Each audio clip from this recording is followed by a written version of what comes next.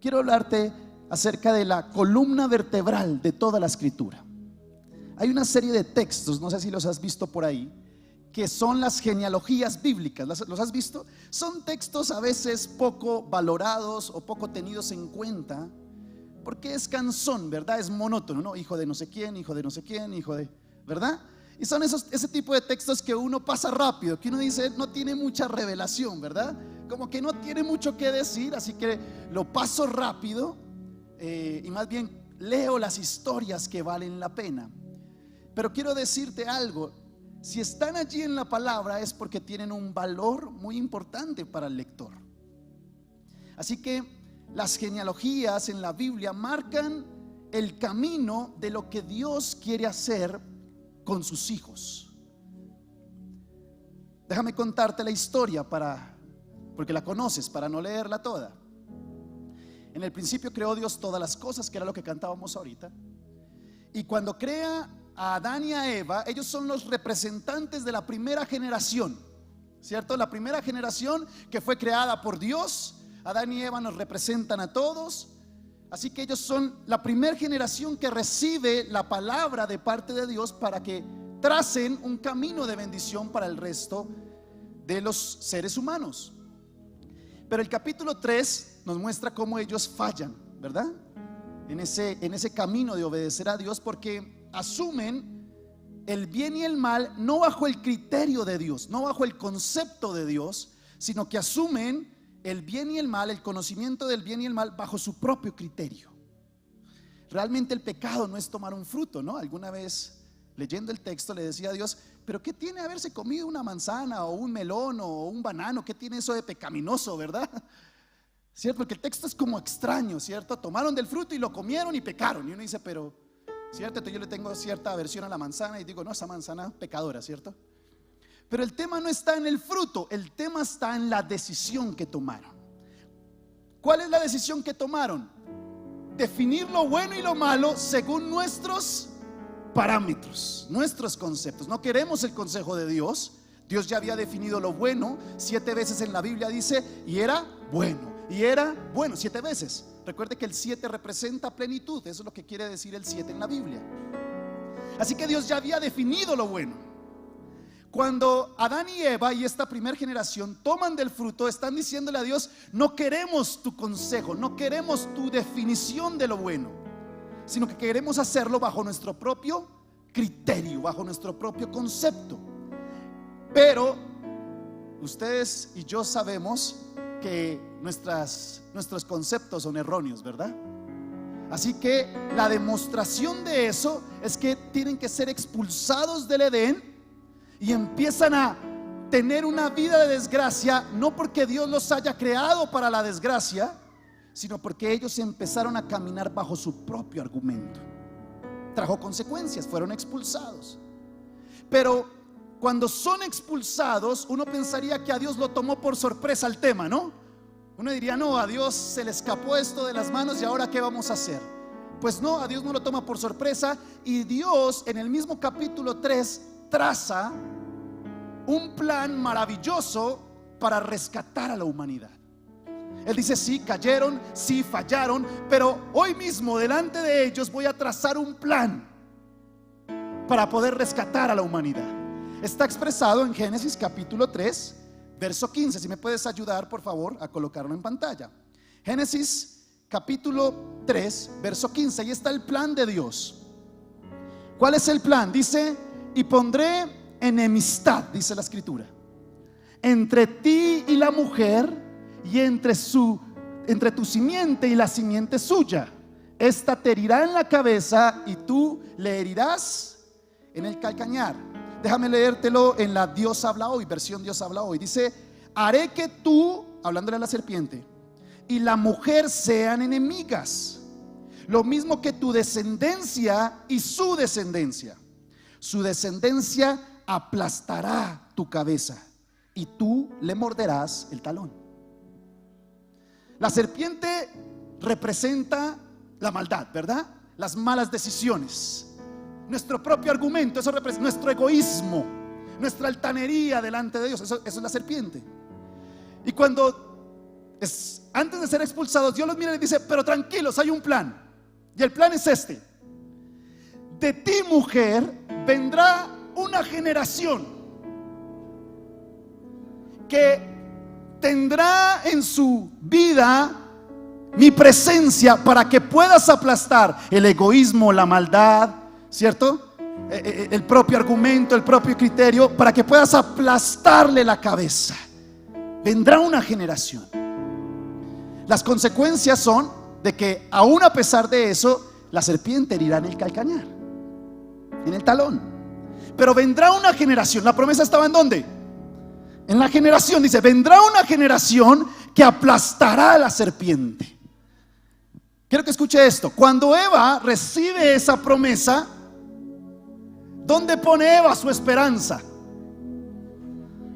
Claro, ella está diciendo: wow, lo que Dios está diciendo es que va a venir la salvación de lo que nosotros hemos dañado, va a venir por medio de mi generación. Evidentemente, cuando Eva recibe la señal, ella no está esperando a Cristo en 2000 años, ¿verdad? Ella está pensando ¿en quién? En su generación más cercana. Ella dice: mis hijos serán los que traerán la salvación.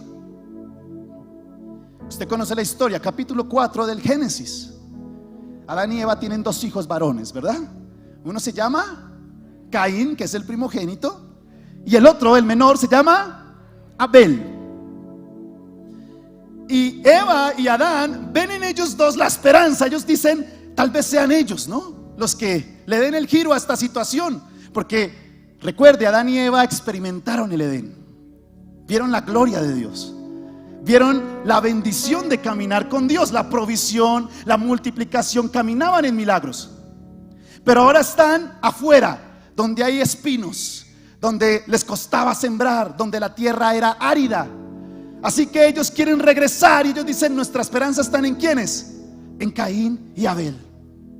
Ellos son nuestra esperanza de regresar al Edén. ¿Qué significa la palabra Caín? La busqué en la concordancia Strong. Mire lo que significa: lamento o lanza. Eso le significa la palabra Caín. Lamento o lanza, ¿no? Porque colocaron su esperanza en Caín, pero este fue un lamento para ellos. Y la palabra Abel en el original hebreo, Hebel, significa vano o vanidad. ¿Por qué vano o por qué vanidad? Porque creo que colocaron sus expectativas en la generación más que en el hacedor, más que en el creador. Así que su esperanza estaba en esta generación. Y usted conoce la historia. Un día, saliendo al campo, presentando la ofrenda delante de Dios, Caín, que en su corazón tiene el veneno de la serpiente. ¿Se acuerda cuál era el veneno de la serpiente? Definir lo bueno y lo malo según ¿qué? Nuestro propio parecer, nuestro propio criterio. Así que salen al campo, están presentando ofrenda delante de Dios. Dios pone los ojos, la mirada sobre la ofrenda de Abel y no sobre la de Caín. Esto no tiene nada de egoísmo de parte de Dios, sencillo era que Dios ya había dado la orden de cómo dar la ofrenda de manera correcta, ¿no? Caín la da de forma incorrecta. De hecho, Dios le dice: ¿acaso por qué está decaído tu semblante? ¿Acaso si hicieras lo correcto no te bendeciría? Pues que no has hecho lo correcto. Entonces, como Caín está definiendo el bien y el mal bajo su argumento, a él le parece fácil deshacerse de su hermano y lo mata. Por eso, recuerda el nombre de Caín. ¿Qué significa? Lamento. Lo mata, asesina a su hermano menor. Y desde allí se desprende toda una generación que va a crecer en un criterio de muerte, en un criterio de no importa por dónde tenga que pasar, voy a pasar, así tenga que llevarme por delante vidas. Caín es la razón por la cual la humanidad de ahí en adelante empieza a degradarse. De hecho, cuando Dios lo llama con altanería, él le dice: Caín, ¿dónde está tu hermano? Le dice: ¿acaso soy yo guarda de mi hermano? Bueno, Dios no dice que le respondió, pero Dios creo que le dijo: claro que sí, eres guarda, porque eres el primogénito. Tú debías proteger a tu hermano. Y en vez de eso, lo mataste. Y ahora la tierra clama por la sangre de tu hermano. Pareciera que para Adán y Eva el momento se volvió ¿qué? Más terrible de lo que era antes, porque donde habían puesto su esperanza, ¿qué pasó? Peor, se dañó el plan, dirían algunos, ¿verdad? Se dañó el plan de Dios. Ahora no solamente un hijo está muerto, sino que el otro es un asesino. ¿Qué generaciones vamos a levantar?, diría Daniel. ¿Y dónde quedó la promesa de Génesis 3:15? Así que Dios va a traer a uno que sustituiría, porque eso significa el nombre de Set, sustitución. Ustedes van a ver que en Génesis capítulo 4 versículos 25 al 26 va a decir: y conoció de nuevo a Adán a su mujer, la cual dio a luz un hijo, y llamó su nombre Set, porque Dios, dijo ella, me ha sustituido otro hijo en lugar de Abel, a quien mató Caín. Entonces Set significa sustitución. Como que Dios dice: tranquilos, el plan no se ha caído. El plan de las generaciones que van a cargar sobre sus lomos la redención no se ha caído. Así que trae a Set. Y Set es de esos personajes que poco se habla, ¿verdad? Pocos conocemos a Set. De hecho, algunos hasta hacen cara de: ¿tuvieron otro hijo? Caramba, eso no lo sabía. Sí, hay otro hijo, se llama Set, sustitución. Y por eso le he titulado a la predicación la generación de Set, porque es de esos personajes que poco se habla, poco se conoce, pero qué valioso fue Set para el plan redentor de Dios. Porque a partir del nacimiento de Set empieza a pasar algo. Si tú lees el capítulo 4, cuando Dios le está hablando a Caín, Caín es parte de una generación caída y maldita. Dios le dice: ahora maldito eres a causa de haber derramado la sangre de tu hermano, caminarás errante en la tierra. Caín se queja y le dice: Dios, pero ¿y si alguien más me halla? Va a querer matarme, porque mire el concepto bíblico. Ellos entendían muy bien que el que mataba tenía como pago ¿qué? La muerte. Él sabía: yo he matado, ahora tendrán derecho sobre mi vida. Y él le dice: Dios, ¿y si alguien me encuentra, qué voy a hacer? Él le dice: tranquilo, pondré una señal para que aquel que te vea no te vaya a matar, sino que tú puedas de una u otra manera recibir la misericordia que tú no le diste a tu hermano. Ahora, una señal para que sea visible, ¿en dónde se pone? En la frente. Y sabe, la Biblia cuando habla de señal en la frente o la cabeza, cuando usted lea cabeza o frente en la Biblia, está hablando de mentalidad. ¿Usted sabía que hay una generación que tiene la mentalidad de Caín? Santo Dios. Hay una generación que tiene la mentalidad de Caín. No importa por dónde tenga que pasar, yo voy a pasar. No importa si tengo que llevarme a alguien de frente, lo haré. Ese es el país en el que estamos viviendo y el mundo que estamos viendo. Una generación con mentalidad ¿de quién? De Caín. Pero ahora la esperanza está ¿en quién? En Set. Quiero mostrarte, muéstrame los descendientes de Caín, por favor. Aquí está, mire esto: Caín, Enoc, Irad, Meujael, Metusael y Lamec. Quiero que vean hasta Lamec cuál es la mentalidad de la generación de Caín. Vaya conmigo rápido a Génesis capítulo 4 versículos 23 y 24. Mire qué fue lo que heredó Caín a su generación. Génesis 4, 23 al 24. Lamec, uno de los descendientes de Caín, mire lo que él dice: y dijo Lamec a sus mujeres, ya está en plural. ¿Cuántas mujeres le dio Dios a Adán? Una. Pero aquí Lamec, ¿cuántas tiene? Dos. Si usted lee bien el texto, tiene ya dos, porque como él está definiendo, ¿cierto?, el bien y el mal bajo su argumento, pues él dice: yo quiero dos mujeres y de paso dos suegras, ¿cierto? ¿Y qué le dice a sus mujeres? Ada y Sila, oíd mi voz, mujeres de Lamec, escuchad mi dicho, que un varón mataré por mi herida y un joven por mi golpe. Si 7 veces será vengado Caín, Lamec en verdad 70 veces 7 lo será. ¿Cuál es el orgullo de Lamec? Matar. Note. Caín lo hizo la primera vez y sus generaciones de ahí en adelante vieron en la muerte ¿qué? La solución. Se siente orgulloso Lamec, no solamente de matar, sino de tener mujeres y de... Ese es su argumento, ese es su criterio, esa es su mentalidad. Así que él camina bajo ese concepto. Así que Dios dice, creo que no es con Caín el tema, ¿verdad? Caín no puede ser. Caín está degenerando las generaciones. Así que Dios ve a Set y Set dice, este será sustitución. Llama a Set y quiero mostrarte cuál es la generación de Set. Ponme la generación de Set. Wow. Set, Enos, Cainán, Mahalaleel. Siempre que usted vea en los nombres él, Daniel, Rafael, Samuel, Miguel, es Dios, ¿verdad? En hebreo. Él, de ahí viene el término Elohim, ¿cierto? O Elí. Entonces, miren cómo contienen a Dios en sus nombres. Mahalaleel, Matusalén. A este Matusalén fue el que más ha vivido en la Biblia, ¿cierto? Casi llega a los 1000 años. 1000 años. Wow. Creo que es el que tiene el récord Guinness de más. Pregúntese qué haría 1000 años sin televisión, este pobre. Por eso tenían hijos.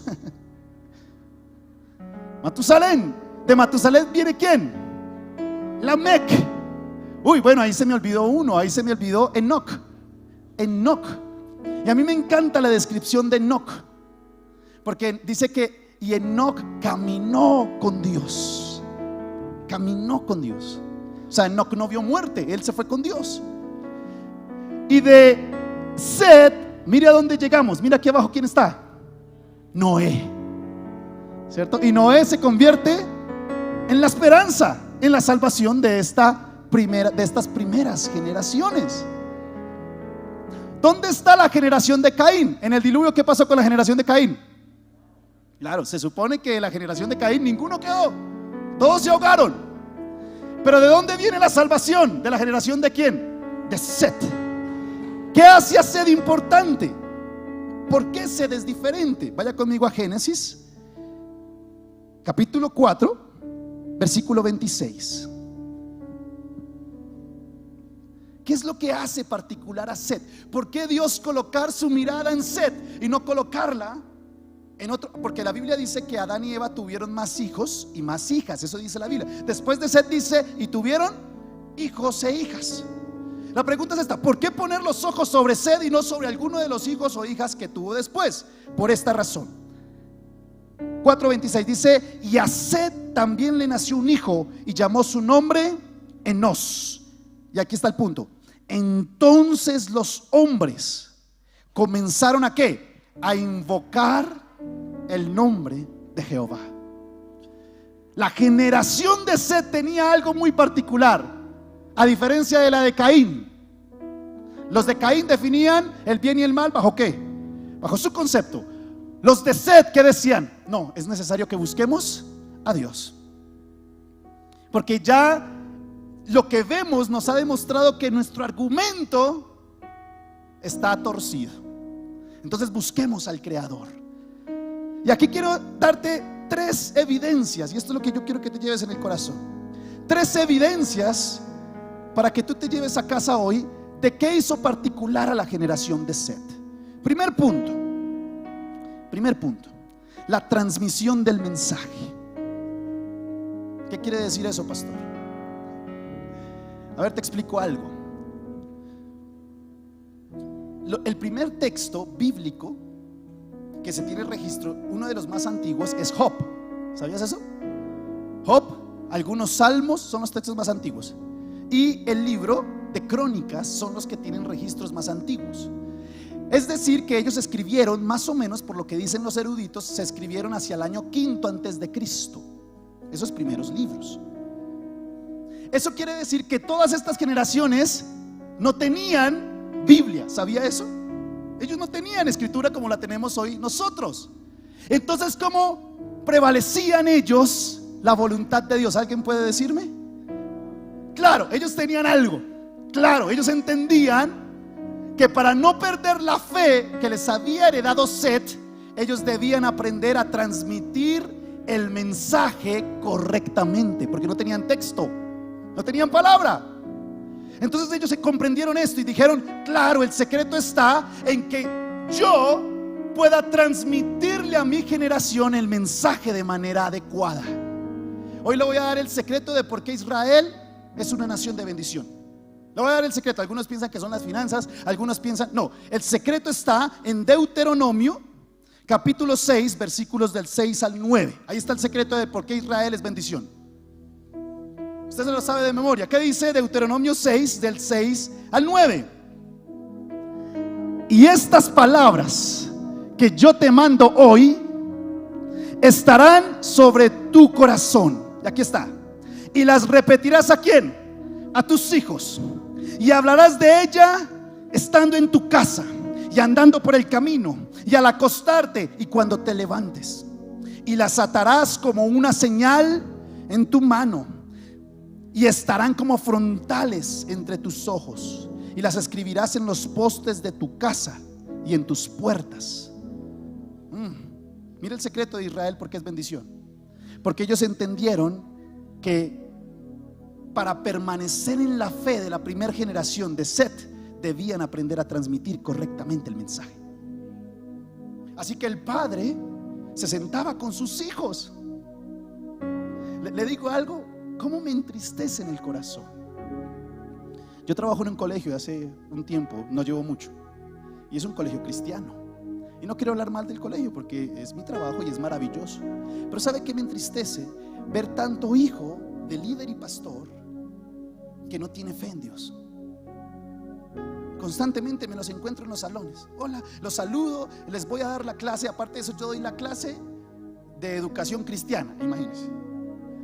Y es de la clase que menos quieren saber. ¿Sabía eso? Y cuando uno les pregunta, tú, no, mi papá es líder hace 10 años.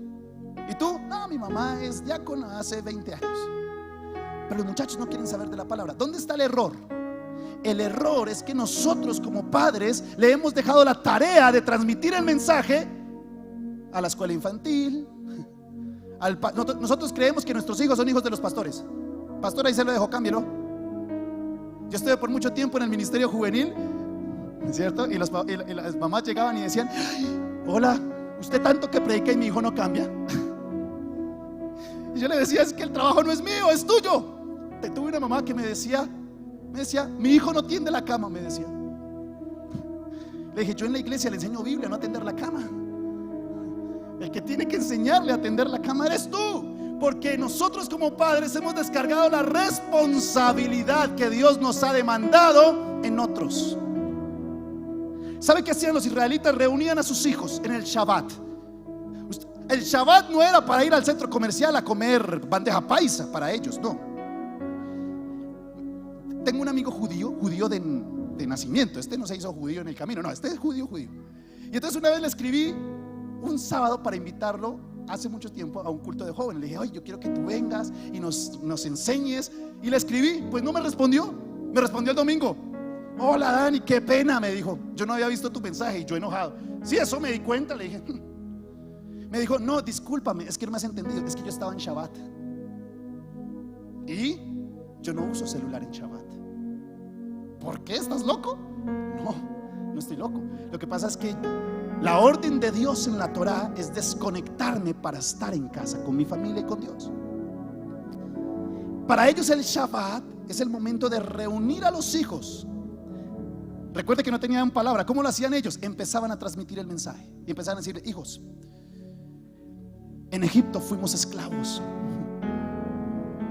Nuestros antepasados sufrieron el rigor del azote, de la muerte.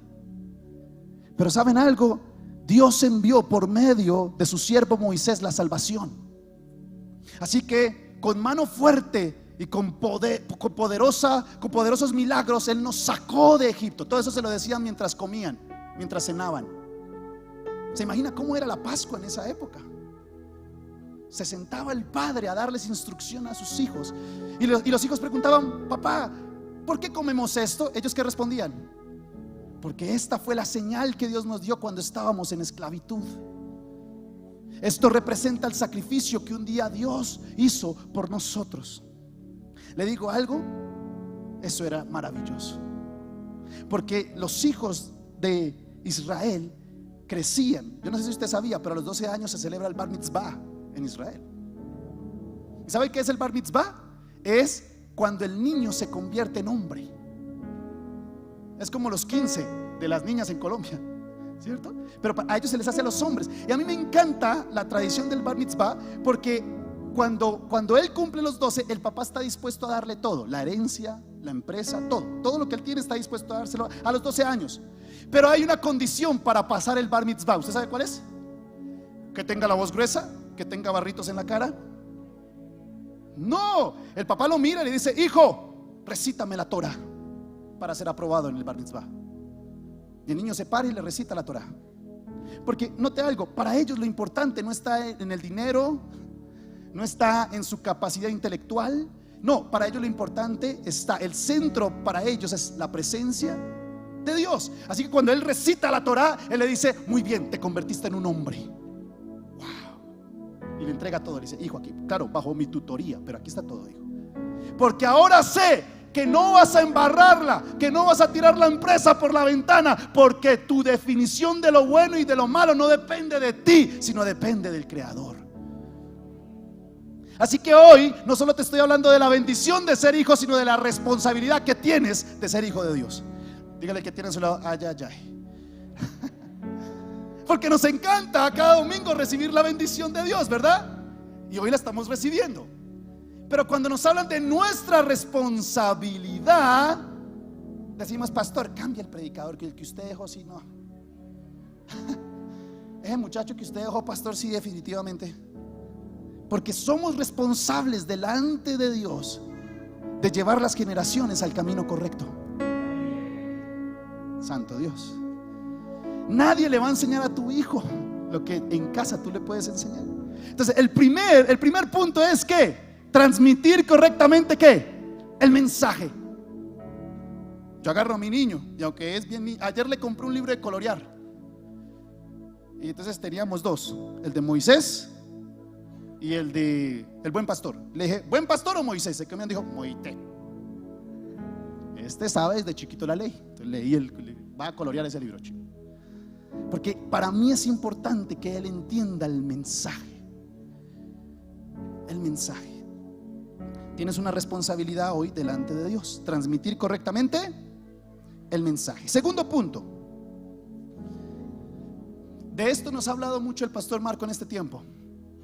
¿Qué fue lo que hizo que la generación de Set fuera diferente? Que hacían de la presencia de Dios ¿qué? Lo primero. Y aquí quiero anclarlo al punto número 3. De una vez, lánzame el punto, porque van juntos. Pero ¿qué es tener la presencia de Dios como primero?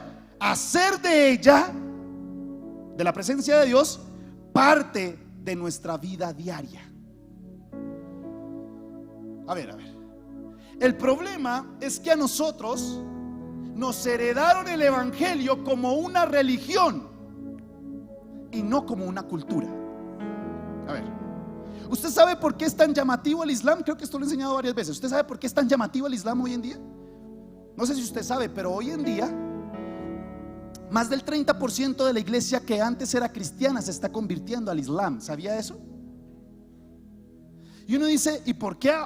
¿De dónde un cristiano, sea católico, sea evangélico, le dio por meterse con los islámicos? ¿De cuándo aquí eso? ¿Usted sabía que ya tenemos una mezquita en Bogotá? Usted pasa, yo creo que usted pasa cuando usted va por toda la carrera 30, con calle 80, usted la ve ahí, ¿cierto? Tiene una luna en la punta. Esa es una mezquita. Y uno dice: ¿de cuándo aquí es tan llamativo, tan atractivo? Les voy a decir de cuándo aquí. Cuando la gente empieza a escuchar el Islam y se da cuenta que no es una religión dominical o de sábado, sino empieza a darse cuenta que es una cultura.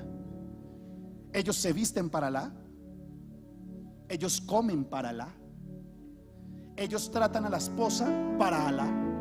De hecho, educan a los hijos ¿para quién? Para Alá. Alá es el Dios de ellos, ¿no? Todo, o sea, ellos, uno le dice a la mujer: ¿por qué te vistes así? porque estoy delante de ¿quién? De Alá. Yo me he visto así, por eso. ¿Y por qué no comes carne? ¿Por qué ahora eres vegetariano? ¿Por qué? Mi forma de comer, ¿cierto? ¿Le da gloria a quién? A Alá. ¿Saben qué me parece curioso? Que cuando yo vengo al evangelio me doy cuenta que hay gente que es cristiana, diría el apóstol Marco Díaz, evangélica de domingo, pero el lunes se viste, para mí, bajo la moda, bajo mi criterio y bajo mi gusto. Pero no deshonra un poquito eso a Dios. Pues sí, pero Dios sabe que yo soy libre. Alguna vez regañaba a mi abuela. Dirá la gente que yo siempre hablo de mi abuela. Menos mal no nos está viendo, y si me estás viendo te amo mucho. Porque en sus achaques de vejez, ¿no? Ay, me siento enferma, me duele aquí, me duele allá, ¿cierto? Entonces uno le decía, abuelita, tiene que cuidarse. Sí, me voy a cuidar de aquí en adelante. Pero al almuerzo comprábamos chicharrón, y adivine quién era la primera que tiraba la mano al chicharrón. La abuela. Y uno le decía, abuelita, ¿no que se iba a cuidar? Sí, mijito, pero el chicharroncito no lo puede dejar ahí.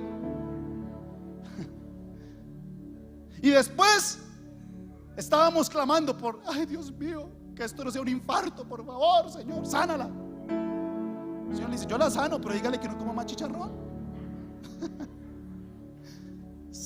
No sé si me entiende, no sé si me comprende. Nuestra vida no está en función de Dios, sino que lo vemos allá, dentro del templo, dentro de las cuatro paredes. Es un asunto dominical, y le enseñamos a nuestros hijos que es un asunto de domingo. ¿Cuándo cogemos la Biblia con nuestros hijos? El domingo para llevarla a la iglesia, pero lunes, martes, miércoles se olvidó la Biblia, ¿cierto? ¿Cuándo le enseñamos a nuestro hijo? Antiguamente se hacía, y yo no quiero volverlo a usted religioso, yo no lo soy tampoco, pero antiguamente mire cómo eran nuestras generaciones de antes. ¿Cuándo era que se ponían corbata? Claro, porque nos vestíamos ¿para quién? No nos vestíamos para nosotros, porque a más de uno le incomoda la corbata. Pero ¿por qué no la colocábamos? Porque es para el Señor. Así que se vestían en corbata. Y llegaban los niños, ¿no? En corbata. Yo los miraba y decía, pobrecitos estos niños, ¿sí? ¿Cierto? Pero note cómo era la cultura de nuestros padres. ¿Lo hacíamos para quién? Para el Señor. Hoy hay tanta liviandad en el evangelio que tenemos a Dios como un aspecto dominical allá, como un aspecto solamente de religión. Nuestro hijo y nuestros hijos tienen que ver en nosotros el reflejo de Dios en todo lo que hacemos. Que si un día nuestro hijo nos pregunta, padre, ¿tú por qué no haces esto como lo veo en los demás? Hijo, no lo hago porque amo a Dios, porque amamos a Dios. Note que para los jóvenes, y es una de las preguntas que más le he hecho a los jóvenes, y todos llegamos a la misma conclusión: ¿tú por qué no crees en Dios? Y ellos mismos me dicen, porque es que ¿cómo es posible que veo a mi papá hablando en el altar o sirviendo un domingo, pero el lunes o martes veo ultrajando a mi mamá? Por eso le digo algo, por eso es que nuestras generaciones, mire, el tema con nuestros jóvenes no es que no quieran creer en Dios. El tema con nuestros jóvenes es que los que representamos a Dios no les transmitimos un mensaje claro. Entonces ellos están confundidos. Ellos dicen, es que no me es claro, y por eso no quiero seguir a un Dios que solamente se alaba y se predica cada domingo, pero que entre semana ultraja, dice palabras soeces, le golpea a mi mamá. O veo una mamá que se sienta toda la mañana con la vecina a criticar a la otra vecina. Entonces, como eso no me cuadra, yo no quiero tu evangelio, no me interesa tu evangelio. Hoy tenemos una responsabilidad grande. ¿Cuántos dicen amén? La responsabilidad está en esto: transmitir adecuadamente el mensaje, hacer de la presencia de Dios el centro de todo lo que hacemos y hacerlo parte de nuestra vida diaria. No le estoy diciendo algo nuevo, no le estoy sacando una revelación que usted diga, wow, no lo sabía. Usted lo sabía y yo lo sabía.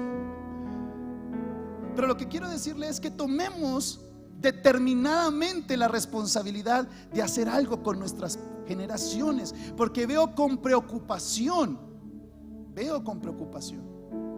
que mientras tú estás aquí en la iglesia amando a Dios, tu hijo está haciendo caras de ¿ya nos vamos?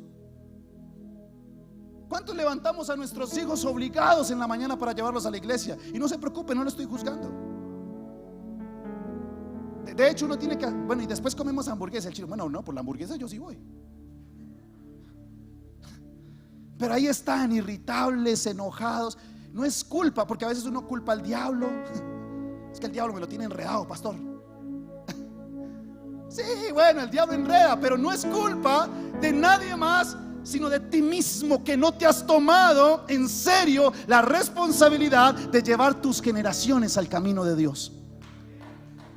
Santo Dios. Si va a aplaudirle a Dios, apláudale, pero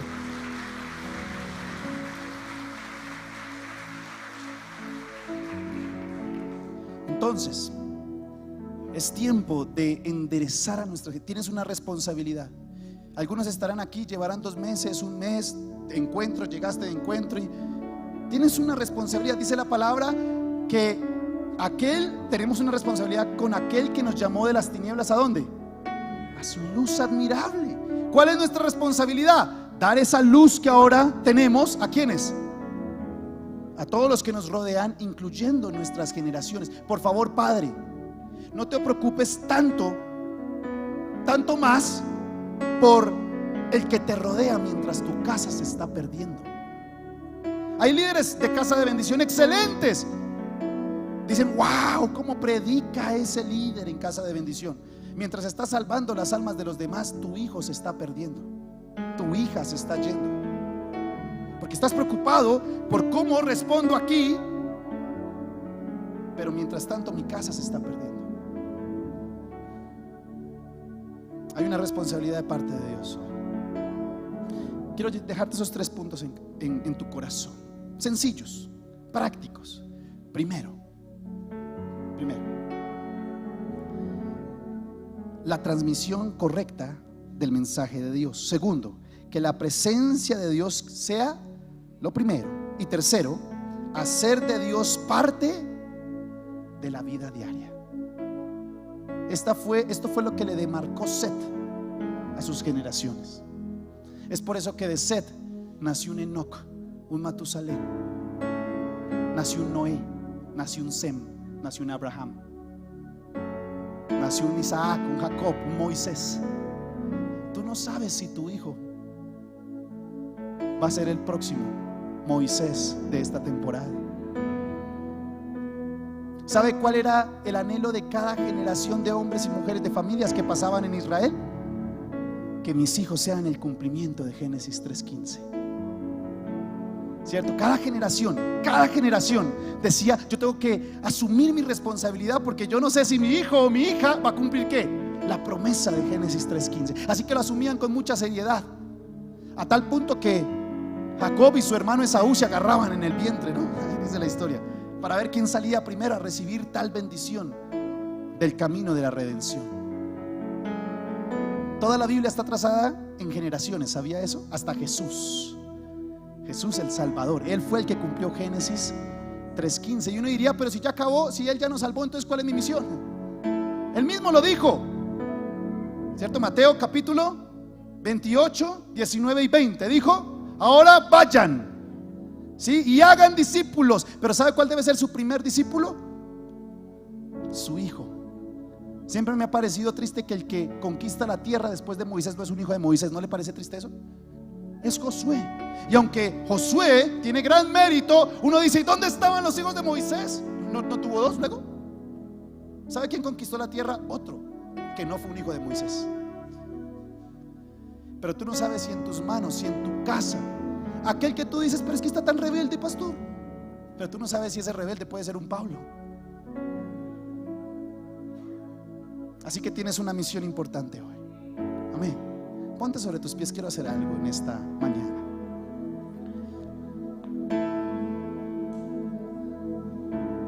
No sé si la ministra Gina nos deja bajar a los niños. ¿Sí? ¿Le podrías decir? Vamos a hacer algo hoy delante de Dios. Y a los prejuveniles, por favor, gracias. Y si tu hijo es más grande que eso, agárralo, por favor. Agárralo, papá, agárralo, mamá. Cualquiera diría, ¿no? Una mamá diría, bueno, pero esta es responsabilidad del varón. Yo me hago a un lado. ¿Ustedes creen que una mamá israelita se iba a poner a decir, como es cosa de él, yo lo dejo ahí? Ella decía, si este cabezón no lo hace, yo lo hago. pero que saco a este parte de la promesa, lo saco adelante. Si eres madre cabeza de hogar, a mí me sacó adelante una madre cabeza de hogar. Yo no tuve papá. Papá, si me estás viendo, sí te tuve, pero lejos. Sí, mi papá siempre vivió lejos. Yo no tuve un padre que me direccionara. Todo fue mamá en casa. Pero mamá en casa fue la que me estipuló la fe. Como Timoteo, ¿no? Que el mismo Pablo le dice: si no fuera por tu mamá y por tu abuela Loida, ¿cierto? No estarías aquí. Así que honro su fe. ¿Y sabes algo? Tal vez nadie aprecie, porque te digo algo, Seth no es conocido por casi nadie, ¿se da cuenta? Pero lo que hizo Seth marcó generaciones de bendición. En Hebreos 11, ¿quién aparece? Aparece desde Noé, ¿cierto? Noé. Pero Noé no sería nadie sin un Seth que hubiera ¿qué? Orado. Hace poquito leí la historia de Billy Graham, me encantó. ¿Saben quién es Billy Graham, no? Uno de los predicadores más influyentes, de los evangelistas más influyentes del siglo XX. ¿Sabe qué me parece particular? Que cuando uno lee la historia, uno se da cuenta que el que puso en el corazón de Billy Graham ser lo que es, no fueron sus padres, sino un empleado de la granja donde él estaba. Y de esa granja, un empleado un día le dijo: ¿por qué no vas a esto, aquí y allá? Y él terminó metido en un lugar de cristianos y terminó convirtiéndose.